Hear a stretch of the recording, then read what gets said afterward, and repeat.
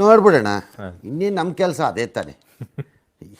ಇವ್ರು ಗಲೀಜು ಮಾಡ್ಕೊತಾನೇ ಇರಬೇಕು. ನಮ್ಗೆ ಯಾವ ಪಾತ್ರ ಇಲ್ದಿದ್ರೂ ತೊಳಿತಾ ಇರಬೇಕು. ಅಯ್ಯೋ, ಈ ನನ್ನ ಮಕ್ಳು ಮತ್ತೆ ಶುರು ಮಾಡಿದ್ರಯ್ಯ.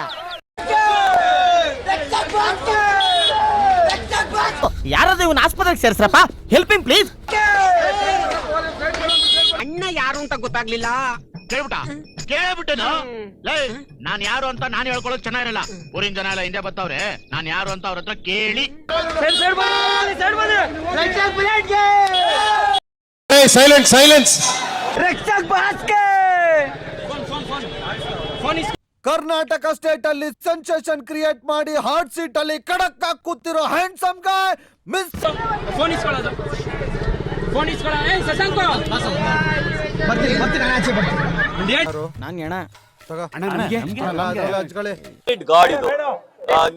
ನಿಮ್ ದೇವ್ರು ಇದು. ನೀವು ತುಂಬಾ ಮೊದ್ಲಿಂದನೂ ಕೂಡ ಚಿಕ್ಕ ವಯಸ್ಸಿನಲ್ಲೂ ಕೂಡ ಚಾಮುಂಡಿ ತಾಯಿನ ಆರಿಸ್ಕೊಂಡ್ ಬರ್ತಿದ್ರಿ.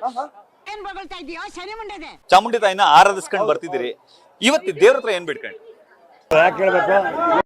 ನಿನ್ಗೆ ಯಾಕೆ ಆಮೇಲೆ ನಮ್ಮ ಕೆಟ್ಟದ್ ಬಯಸೋರಿಗೆ ಒಳ್ಳೇದ್ ಬಯಸೋರಿಗೆ ಎಲ್ಲಾರ್ಗು ಚೆನ್ನಾಗಿಡು, ಖುಷಿಯಾಗಿರು. ಒಪ್ತೆ, ನಿನ್ ಮನ್ಸು ಎಷ್ಟು ಪರಿಶುದ್ಧವಾಗದು ಅಷ್ಟು ನೀ ಚೆನ್ನಾಗಿ ಬದುಕ್ತೀಯ. ಅದರಿಂದ ಕೇಳ್ಕೊಳ್ಳೋದು ಇನ್ನೇನು ಇಲ್ಲ. ಯಾಕಂದ್ರೆ ಅನ್ನ ಹಾಕಿರೋ ಮನೆ ಯಾವತ್ತು ನಮ್ದು, ಬುಲೆಟ್ ಅನ್ನೋ ಮನೆ ಯಾವತ್ತು ಸಾಯ್ಬಾರ್ದು. ಒಳ್ಳೆ ರೀತಿಲಿ ಬೆಳೆಸ್ಕೊಂಡು ಹೋಗ್ತಿದ್ವಿ, ಅದೇ ರೀತಿ ಬೆಳೆಸ್ಕೊಂಡು ಹೋಗಪ್ಪ ತಂದೆ ಅಂತ ಬೆಳ್ಕೊಂಡ್ ಬಂದಿದ್ದೀನಿ ಆಚೆ ತಾಯಿ ಹತ್ರ.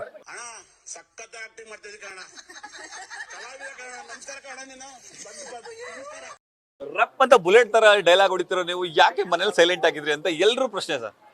ಅಂದ್ರೆ ಏನು, ಈ ಪಾಯಿಂಟ್ ನ ಇಟ್ಕೊಂಡು ನಾನು ರುಬ್ಬೇಕು ಅಂತ ಮಾಡಿದ್ಯಾ? ಇಲ್ಲ, ಸೈಲೆಂಟ್ ಆಗಿರ್ಲಿಲ್ಲ. ಒಳಗಡೆ ಏನ್ ಮಾಡ್ಬೇಕು ಎಲ್ಲ ಕುಚೇಷ್ಟೆಗಳೆಲ್ಲ ಮಾಡ್ತಿದ್ದೆ. ಇವಾಗ ಇವಳು ಹೇಳ್ತಾಳೆ, ಇವಾಗ ನಮ್ರತ ಹೇಳೋದು ಸಾಯಂಕಾಲ ಆದ್ಮೇಲೆ ನಾನು ರೀಚಾರ್ಜ್ ಆಗ್ತಿದೆ ಅಂತ. ನನ್ ಮಗ ಅಂತ ಅಂದ್ರೆ ಒಳಗಡೆ ಸ್ವಲ್ಪ ವಾತಾವರಣ ಹಂಗಿರುತ್ತಲ್ಲ, 4 ಗೋಡೆ ಮಧ್ಯೆ ಇರಬೇಕು, ನೋಡಿದ ಮುಖಗಳೇ ನೋಡ್ತಾ ಇರ್ಬೇಕು ಅವಾಗ. ಯಾರು ಮಾಡಕ್ ಸಾಧ್ಯ ಆಗಲ್ಲ. ಯಾವನ ಇದ್ದಾನಲ್ಲಿ ರಾಜ್ಯದಲ್ಲಿಲ್ಲ, ದೇಶದಲ್ಲಿಲ್ಲ. ಅದೊಂದು ಸ್ವಲ್ಪ ಬೇಜಾರು. ತುಂಬಾ ಖುಷಿ ಅನ್ಸ್ತು ಒಳಗಡೆ ಇದ್ದಿದ್ದು. ನೋಡಿದ ಮುಖ ಅಂದ್ರೆ ಏನು ಎಲ್ಲ ಬೋರ್ ಹೊಡಿತಿದ್ರೆ ಇವರು. ಅಲ್ಲ, ನಾನು ವೈಲ್ಡ್ ಕಾರ್ಡ್ ಎಂಟ್ರಿ ಕಾಯ್ತಾ ಇದ್ದೆ. ನಾನು ಕಣ್ಣೆದ್ರಿಗೆ ಇದ್ರೆ ಶೂಟ್ ಮಾಡಿ ಸಾಯಿಸ್ಬಿಡ್ತೀನಿ. ಇರಿಟೇಷನ್ ಕಣ್ರಿ, ಕಳ್ಸಿ ಆಚೆ. ನಿಮ್ ಗ್ರೂಪ್ ಒಳಗಡೆ ಇಷ್ಟೇ ಬಾಂಡಿಂಗ್ ಅಲ್ಲಿ ಇದ್ರಿ. ಎಲ್ಲ ನೋಡೋ ವ್ಯೂವರ್ಸ್ ಎಲ್ಲ ಅಂತಿದ್ರು ಎಲ್ಲ ಒಟ್ಟಿಗೆ ಇದಾರೆ ಅಂತ ಹೇಳಿ. ಈಗಲೂ ಕೂಡ ಹೊರಗಡೆ ಒಟ್ಟಿಗೆ ಬಂದಿದ್ರಿ, ಒಟ್ಟಿಗೆ ಇದ್ರಿ. ಹೇಗೆ ಬಾಂಡಿಂಗ್ ಹೆಂಗ್ ಮೇಂಟೈನ್ ಮಾಡ್ತಿದ್ರಿ ಅಂತ? ಅಂದ್ರೆ ನಾನು ಒಳಗಡೆ 1 ತಿಂಗಳಿದ್ದೆ. ನನಗೆ ನಾಟಕ ಮಾಡಕ್ ಬರಲ್ಲ, ಅಯ್ಯೋ ಪಾಪೆ ಮುಂಡೆ ಮಗನೇ, ಮುಖವಾಡ ಹಾಕೊಂಡ್ ಬದುಕಕ್ ಬರಲ್ಲ. ನೇರ ನೋಡಿ ಸ್ವಲ್ಪ ಶಾರ್ಪ್ ಆಗಿ ಮಾತಾಡ್ತೀನಿ ಅಷ್ಟೇ. ಇನ್ನು ಮೇಲೆ ಆ ಶಾರ್ಪ್ನೆಸ್ ಇರಲ್ಲ. ಕಮ್ಮಿಗೆ ಮಾತಾಡ್ತೀನಿ, ಕೆಲಸ ಜಾಸ್ತಿ ಮಾಡ್ತೀನಿ. ಅಲ್ಲಲ್ಲಲ್ಲಲ್ಲಲ್ಲಲ್ಲ, ಅತಿ ಶೀಘ್ರದಲ್ಲೇ ತಾಯಿ ಚಾಮುಂಡೇಶ್ವರಿ ಸನ್ನಿಧಾನದಲ್ಲಿ ನಿಂತ್ಕೊಂಡು ಹೇಳ್ತಾ ಇದೀನಿ, ಆದಷ್ಟು ಬೇಗ ಒಂದು ಪ್ರೊಡಕ್ಷನ್ ಲಾಂಚ್ ಮಾಡ್ತೀನಿ. ಅದಕ್ಕೆ ನಿಂದೆ ತಡೆಯಕ್ಕಾಗ್ತಿಲ್ಲ, ನಿನ್ ಮಗಂದು ಕೇಳಬೇಕೇನಯ್ಯ. ಕನ್ನಡ ಜನತೆ ಎಲ್ಲರೂ ಆಶೀರ್ವಾದ ನನ್ನ ಮೇಲೆ ಇರ್ಲಿ ಅಂತ ಕೇಳ್ಕೊಂತೀನಿ.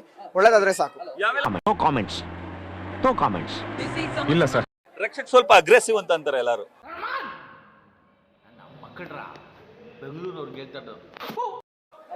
ಖಂಡಿತ ಅಗ್ರೆಸಿವ್ ಆಗಿ ಇರಬೇಕು, ಎಲ್ಲಿರ್ಬೇಕು ಅಲ್ಲಿರ್ಬೇಕು ಅಷ್ಟೇ. ಇವಾಗ ಟಾಸ್ಕ್ ಅಂತ ಬಂದಾಗ ಅಗ್ರೆಸಿವ್ ಆಗಿ ಆಡ್ತಾ ಇದ್ದಿದ್ದು. ಬೆಂಕಿಯನ್ನು ಇಟ್ಟುಕೊಂಡು ಏನು ಮಾಡದೆ ಆರಿಸಿಕೊಳ್ಳುವುದು. ವಿನಯ್ ಆಗ್ಲಿ, ನಮ್ರತ ಆಗ್ಲಿ, ಕಾರ್ತಿಕ್ ಆಗ್ಲಿ, ಸಂಗೀತ ಆಗ್ಲಿ, ನಾವೆಲ್ಲರೂ ಒಂದ್ ಅಂದ್ರೆ ಅವ್ರವ್ರ ಆಟ ಹೆಂಗ್ ಆಡ್ಬೇಕು ಅದೇ ರೀತಿ ಆಡ್ತಾ ಇದ್ವಿ. ಅಗ್ರೆಸಿವ್ ಆಗಿ ಇದ್ದಿದ್ದು. ರಕ್ಷಕ್ ಅದ್ರಲ್ಲಿ ಒಬ್ಬ ಅಗ್ರೆಸಿವ್. ಪ್ರತಿಯೊಬ್ರು ಏನೋ ಇಷ್ಟಪಟ್ಟಿದ್ರು ಬಿಗ್ ಬಾಸ್ ಅಲ್ಲಿ 1 ತಿಂಗಳು ಇದ್ದಿದ್ಕೆ. ಆಚೆ ಬಂದಾದ್ಮೇಲೆ ಮಿಸ್ ಮಾಡ್ಕೊಂಡಿವಿ. ಎಲ್ಲ ಹೆಂಗಸ್ರು ಆಟ ಆಡಿಸ್ತಿದ್ದಪ್ಪ ಅವನು ಅಷ್ಟೇ.